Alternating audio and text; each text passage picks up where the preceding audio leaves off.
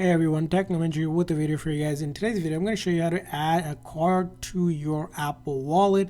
So let's get started. So there's a couple ways to do it. First way is if you wanted to add it, there's a wallet app.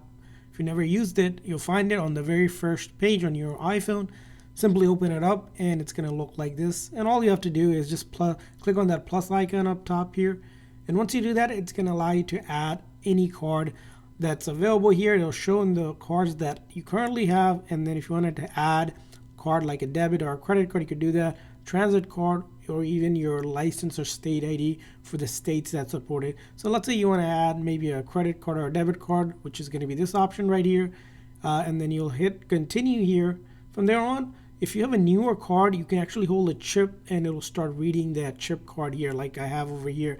Now let's say you don't have a newer card or it doesn't recognize it when you try to do that. By holding it near it, you can enter it manually. So you can click on where it says enter card details manually.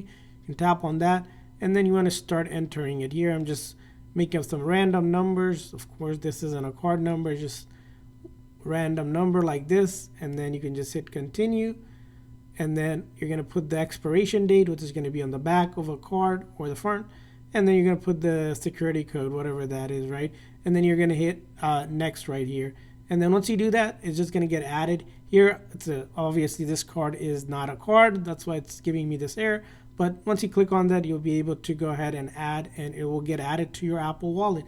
Another way to do that, if you don't want to do it from the Apple Wallet, you can go into your settings on your iPhone. You can click on Wallet and Apple Pay. You can tap on that, and right here for card payment, you can go ahead and tap on add card, and the same menu pops up. You can select the option to add a debit or credit card, continue, and the same menu you can go ahead and add a card, and you can add quite a few cards if you like, and then you can also select a default card as well from here. So if you go up here, let's go back here in the main settings here.